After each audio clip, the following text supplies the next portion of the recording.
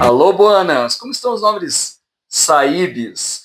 Hoje a gente vai relembrar o desenho de aventura mais clássico dos estúdios Hanna-Barbera, tão clássico que virou nome de banda aqui no Brasil. Mas antes, meu amigo, se tu estás procurando um canal que fale de aventuras em livros, filmes, desenhos animados, histórias reais, aqui é o teu lugar. Te inscreve, toda semana a gente tem um episódio novo com esse tema. Serão sempre muito bem-vindos, muito bem-vindas. Jonny Quest, o desenho de aventura dos anos 60, trazia as peripécias desse menino de 11 anos, da família deles, viviam perigos ao redor do mundo. É interessante porque foi uma animação que meio que rompeu assim com os paradigmas não só do que se fazia na época para televisão, como também do estúdio que lançou, o estúdio Hanna-Barbera. O William Hanna e Joseph Barbera eram os diretores do setor, né, do departamento de animações da Metro-Goldwyn-Mayer. Foram responsáveis pela criação do Tom e Jerry. Em 1957, eles saíram e fundaram um estúdio deles, que tinha o trunfo, digamos, o pulo do gato deles foi criar, visando um novo meio de comunicação, uma nova tecnologia chamada televisão. E para isso eles foram contra, vamos dizer, o padrão Disney, que era que se caracterizavam por uma produção assim de encher os olhos, que também por outro lado era caríssima. E a Hanna-Barbera não, bom, vamos fazer desenhos mais baratos, mas que ainda assim, pelo visual deles, eles enchiam os olhos da garotada. E aí a gente começou a ter alguns personagens clássicos, como por exemplo, e aqui eu adoro mostrar meus brinquedinhos, o Yogi Bear, né, o nosso Zé Colmeia, o Gorila, o Maguila, esse aqui eu gostava pra caramba, Pepe Legal e o Babalu, né, entre outros, pô, Lula Lelé, a Tartaruga Tuxê com o Dundum, e aí depois eles mais adiante lançaram um que talvez seja o mais clássico deles, mais conhecido, que é o Scooby-Doo, que não é daí muito do meu paladar. Vamos voltar à história. Pô, Hanna-Barbera foi realmente revolucionário. Até hoje, nossa, as criações dos personagens dele todo mundo conhece. Em 1960, por exemplo, eles colocaram o primeiro desenho animado no horário nobre, os Flintstones, né? Imagina quantos filhos dos Flintstones tem até hoje, alguns reconhecidos como Simpsons, depois veio vários outros aí com o mesmo formato da família, Jetsons e tal. Em 64, aí começa a nossa história. Naquela época do século XX existia uma febre muito grande em cima da espionagem, dos agentes secretos, das intrigas internacionais. Claro, por quê? Por causa do lançamento da série do 007, com o satânico Dr. No. Também existia no inconsciente coletivo uma piração muito forte com ficção científica, os filmes B, as revistas de ficção científica, como a Popular Mechanics, Popular Science.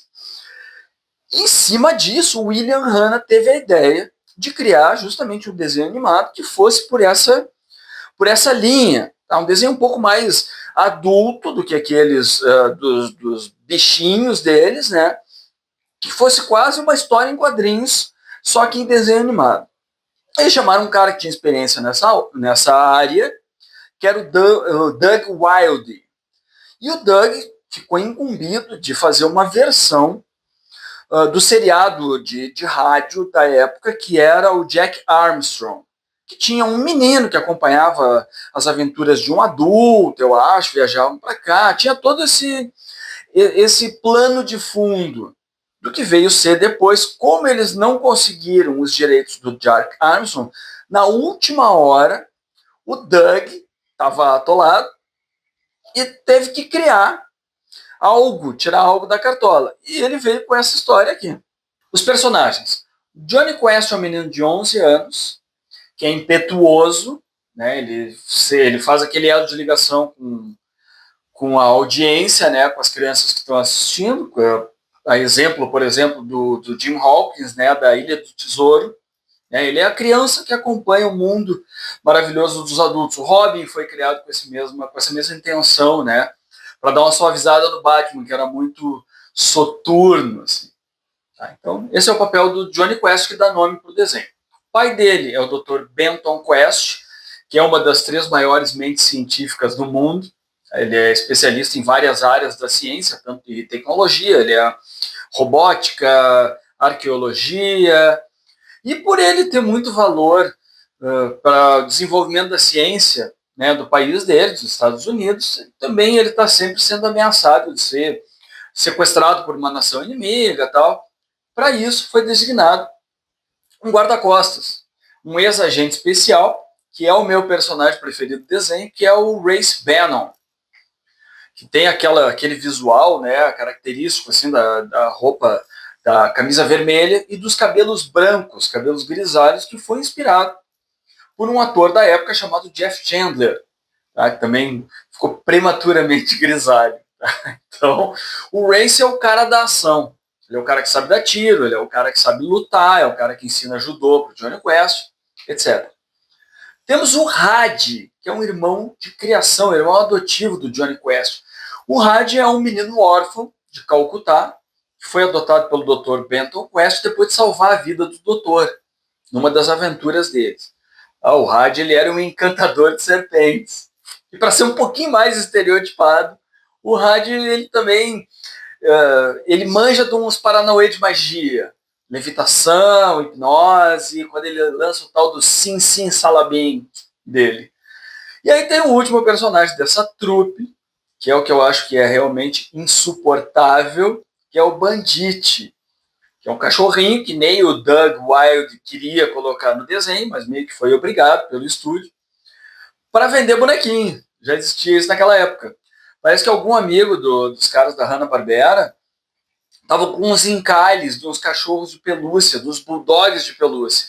E aí, para dar uma força do cara, inseriram aí o Bandite no meio da família Quest. O desenho trazia algumas inovações assim de animação. Por exemplo, ele parecia realmente no traço dele uma história em quadrinhos, um pouco mais adulta, de aventura, como de super-heróis, assim, né? Que aí muito se deve ao traço do Doug. Os cenários dele eram muito elaborados, os movimentos também eles eram melhor feitos, assim, né? Tinha sombras, tal, tanto que isso deixava o desenho muito caro. O desenho teve só 26 episódios e uma temporada, mas marcou um monte a galera. Tinha alguns episódios assim que realmente ficaram na mente da gurizada. O primeiro deles, que é como era o piloto, nesse eles se puxaram, tá? Que era dos homens lagarto, né? Que usava raio laser, explodia barco, né? Porque os vilões nesse desenho aí, muitas vezes eles encontravam um fim não muito agradável. O desenho não tinha pudores, assim, de matar os personagens.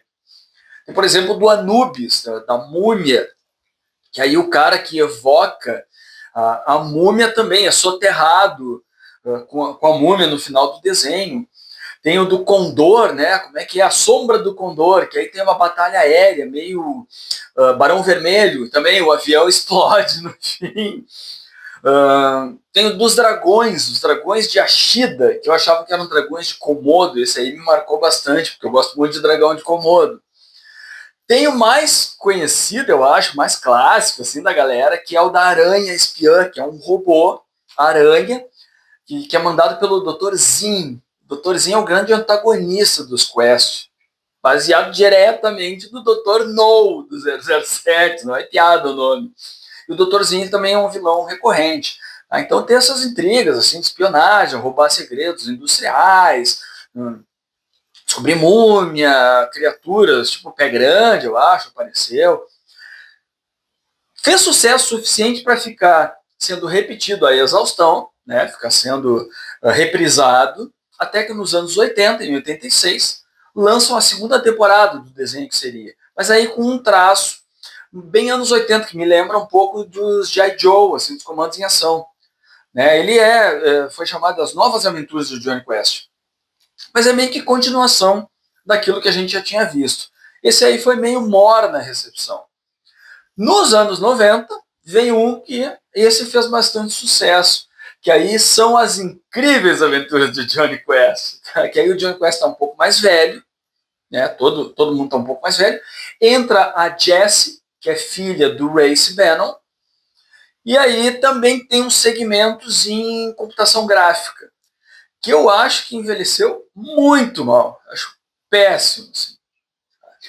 Tiveram algumas outras tentativas de lançar filme do Jonny Quest, fazer filme com atores.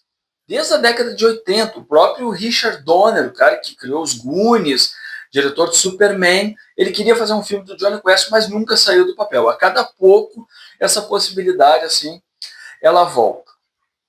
O Jonny Quest, eram episódios de 20 minutos, que eu considerava longuíssimos na minha tenra juventude.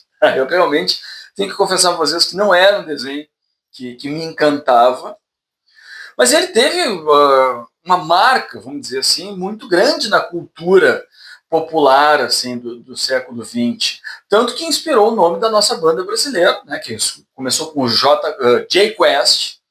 E aí reza a lenda que os estúdios Hanna-Barbera acionaram eles juridicamente, né, com uma pequena ameaça de processo, e aí o Tim Maia sugeriu mudar o nome da banda para J Quest. No meu humilde entender, o grande legado do Jonny Quest foi abrir as portas para outras histórias de aventura da Hanna-Barbera, e essa sim eu gosto bastante. Por exemplo, tem o Space Ghost, Galaxy Trio, Herculoides e principalmente o Homem-Pássaro, porque o que eu gostava mesmo eram das dublagens desses desenhos. Vocês gostavam do Jonny Quest? Vocês achavam legal e ficavam esperando assistir? Ou que nem eu, você ficava esperando só o desenho terminar? A gente continua conversando nos comentários, tá? Até logo mais, bonas!